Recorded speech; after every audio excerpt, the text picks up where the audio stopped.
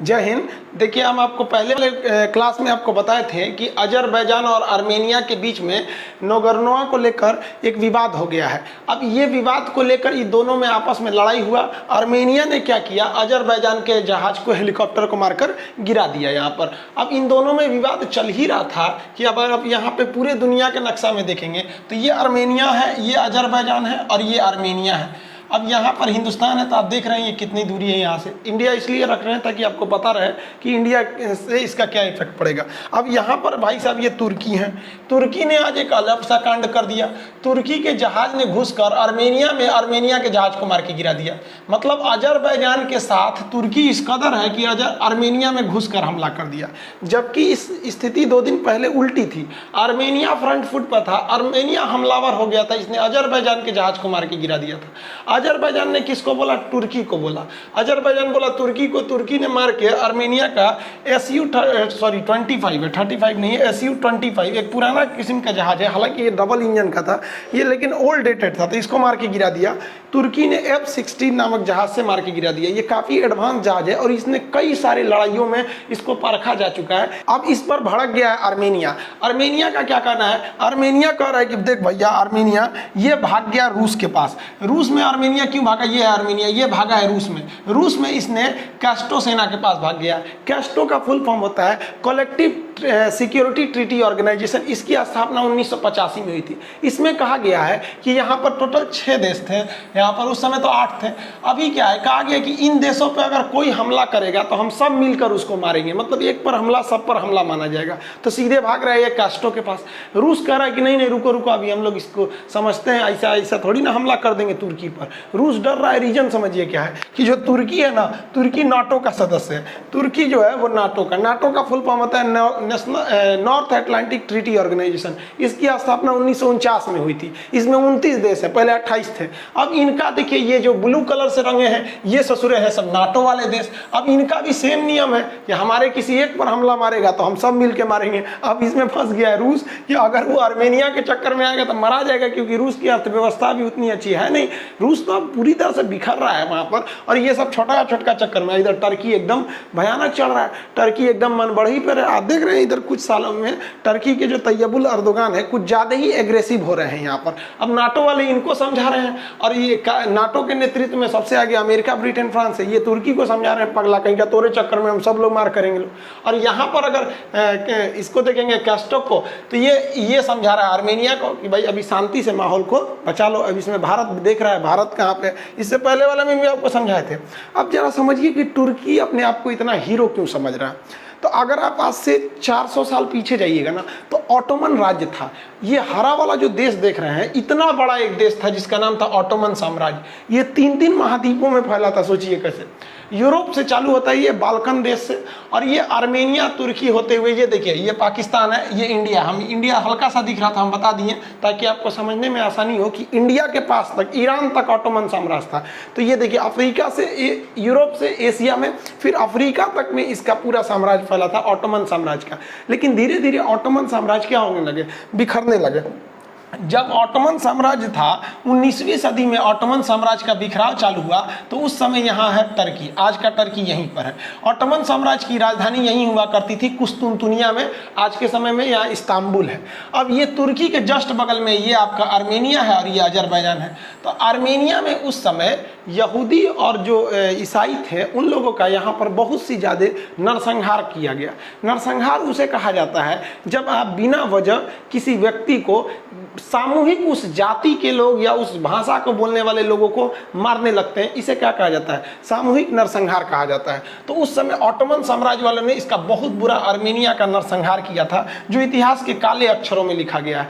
खोज खोज के बिना मतलब मार दिया गया आर्मेनिया के लोगों को, चाहे वो ज्यूज हो चाहे वो क्रिश्चियन हो, कि भैया हमारा पावरफुल है। आप अगर हिस्ट्री उठा के देखिएगा तो बहुत सारे ऐसी घटनाएं मिलेंगी जो गलत है। ये वहाँ पे तुर्की के द्वारा आर्मेनिया का जेनोसाइड या यानी नरसंहार गलत है, हिटलर द्वारा ज्यूज का भी गलत है, तुर्क या इजराइल द्वारा लेबनान में भी किया जाना गलत है। रीजन क्या है कि भाई आपकी राजनीतिक लड़ाई में ये मासूम बच्चे क्यों मरने लगते हैं, इन लोग को क्या कांड होता है यहाँ पर, आपके नेतृत्व में आप अपना वर्चस्व दिखाना चाहते हैं, सब गलत है। ऐसा नहीं होना चाहिए, किसी को जेनोसाइड में इतना लॉस हो जाएगा, मतलब पूरी एक मानवता शर्मसार हो गई। अब तुर्की जो है वो इस बात को मानने को रेडी नहीं है, कहता है कि नहीं ऐसा कुछ हुआ ही नहीं था। अब इसी को लेकर एक और बहस छिड़ गई, तुर्की कहता है कि ऐसा हुआ ही नहीं था। इसी में एक रिपोर्ट आ गई, इसका विस्टेकर रिपोर्ट आई 1985 में, इसमें कह दिया गया कि नहीं ऐसा हुआ था, लगभग 1.5 लाख लोगों को मार दिया गया था। अब तुर्की इसको मानने को रेडी ही नहीं है।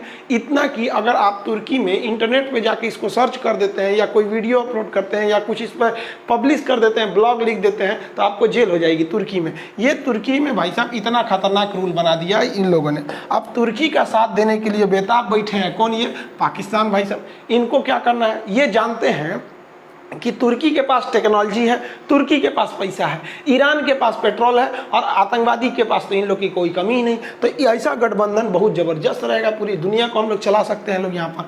तो इसलिए ये तुर्की के फेवर में रहते हैं भाई साहब। ये तुर्की के फेवर में इस कदर हैं जिसका कोई हद नहीं। इतना तो गुलाम भी फेवर में नहीं रहता है। ये कहते हैं कि इसने बोला, अब तैयबुल अर्दोगान ने बोला कि इनका अपना देश का मैटर है, आप समझिए हम काहे को इंटरफेयर करेंगे। हम भाई साहब की बात बताते हैं। इन्होंने कहा कि देखो जो आर्मेनिया में लोगों को मारा गया था ना, आप ये बात मनबे नहीं कीजिएगा कि ऐसा माना गया था, आप कह दीजिए गलत है। तो इनकी वफादारी देखिए, इन्होंने कहा कि गलत है, अरे गोली मारिए, हम तो ये मनबे नहीं करेंगे आर्मेनिया कोनो देश है। अरे भाई साहब ऐसा वफादार मिल जाए तो हम लोग के यहाँ तो ऐसा वफादार कुत्ता भी नहीं होता है सब। ये लोग कितने वफादार हैं सोचिए।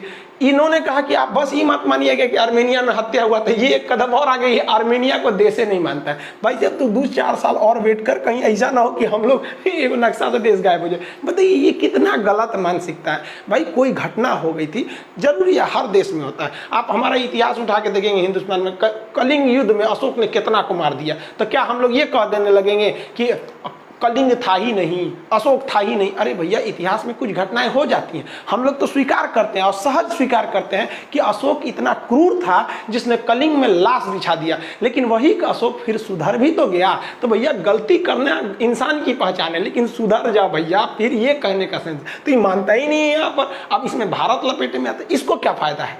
तो ये कहता है इमरान खान, मतलब पाकिस्तान, कि आप भी कहिएगा कि कश्मीर हमारा है। तो मतलब ये कश्मीर के मुद्दे पर इनके साथ खड़े रहते हैं और ये आर्मेनिया के मुद्दे पर उनके साथ खड़े रहते हैं। अब इसमें भारत पिसा जाता है कि भारत को तुर्की का साथ चाहिए, क्योंकि भारत और तुर्की में टूरिज्म बहुत ज़्यादा है। यहाँ से लोग घूमने वहाँ जाते हैं, वहाँ के लोग भी आते हैं, स्टूडेंट्स भी जाते हैं, इंडस्ट्रीज भी बहुत ज़्यादा है। 10 बिलियन से ज़्यादा का व्यापार हो रहा है और ये आगे जाके बढ़ेगा ही, क्योंकि तुर्की भी डेवलपिंग कंट्री में है और हम लोग भी डेवलपिंग कंट्री में हैं।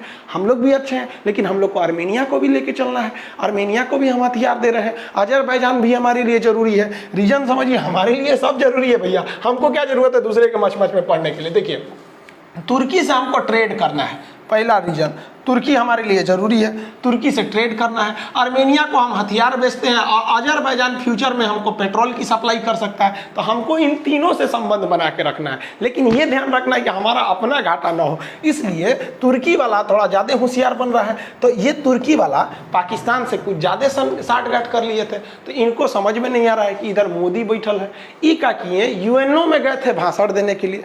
अब आर्मेनिया के प्रधानमंत्री को फोन करके अचानक बुला लिए, आइए हम लोग मीटिंग करते हैं। ये तो अचानक बुलाने में माहिर आदमी है। अचानक पत्नी से क्या झगड़ा हो गया, अचानक प्रधानमंत्री बन गए, अचानक इमरान खान के बेटी के बियाह में चल गए। तो अचानक झटका देने के लिए मशहूर आदमी है। आप जानबे करते हैं, अचानक सर्जिकल स्ट्राइक, अचानक एयर स्ट्राइक, अचानक नोट बंद, अचानक GST, अचानक किसान बिल। ये भाई साहब नरेंद्र मोदी ब्रैकेट में लिखना चाहिए अचानक। तो ये अचानक बुला लिए इनको।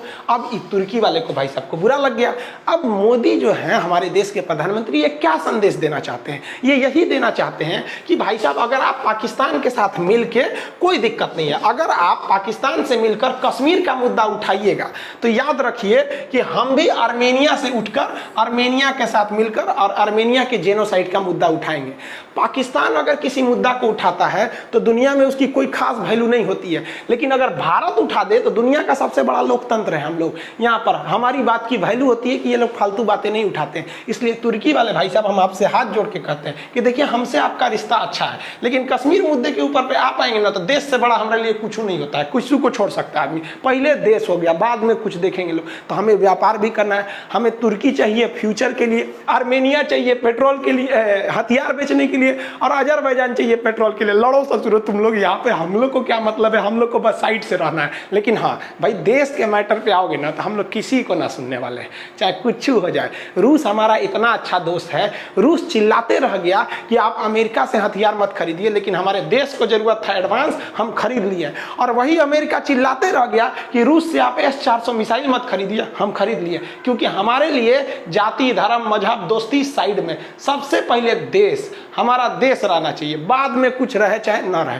तो हम लोग भी बहुत सोची समझी रणनीति से चल रहे हैं। आई होप आप इसको समझ रहे होंगे। एक्चुअली आज थोड़ा तबीयत मेरा गड़बड़ है, तो इस हफ्ते में वीडियो थोड़ी डिस्टर्ब रहेगी। ये लाइट ज़्यादा कर देता था ना, तो हमको थोड़ा डॉक्टर ना चश्मा लिख दिया, इसको 1 हफ्ता पहनना है, फिर जाके ये ठीक हो जाएगा। तो इस हफ्ते आपको वीडियो थोड़े डिस्टर्ब रहेंगे। हम समझते हैं कि आप लोग इंतजार करते हैं, आप लोगों ने जो इतना सपोर्ट दिया ना, तो मन भी ऐसा लगता है कि आदमी बीमार भी पड़े तो आप लोग के लिए वीडियो बनाए, क्योंकि एजुकेशन चैनल को आप लोगों ने सबसे तेज ग्रोइंग चैनल बना दिया। तो सॉरी इसके लिए, थोड़ा तबीयत खराब था, इसलिए वीडियो आने में इस हफ्ते थोड़ी सी दिक्कत आएगी। आँख में थोड़ा सा सूजन हो गया है, लाइट ज़्यादा पड़ जाता है ना, क्लास भी ज़्यादा हो जाता है, एप्लीकेशन पे भी क्लास ज़्यादा हो जाता है ना, तो स्टूडियो में क्या है कि चारों ओर से लाइट रहती है सब, तो थोड़ा सा प्रॉब्लम आ जाता है। तो आई होप आप समझेंगे, माफ़ कर देंगे इस हफ्ते के लिए। नेक्स्ट हफ्ते में आपकी सेवा के लिए हमेशा रहेंगे, क्योंकि आपने हमारा सपोर्ट किया, तो मेरा भी फ़र्ज़ बनता है आपका सपोर्ट करें, क्योंकि हिंदुस्तानी का तो यही फ़र्ज़ है कि भैया जो साथ है उसके साथ हम भी खड़े रहेंगे। लेकिन तबीयत भी कभी कभी धोखा दे जाता है। तो आई होप आप इसे समझते होंगे। मिलेंगे नेक्स्ट क्लास में। जय हिंद।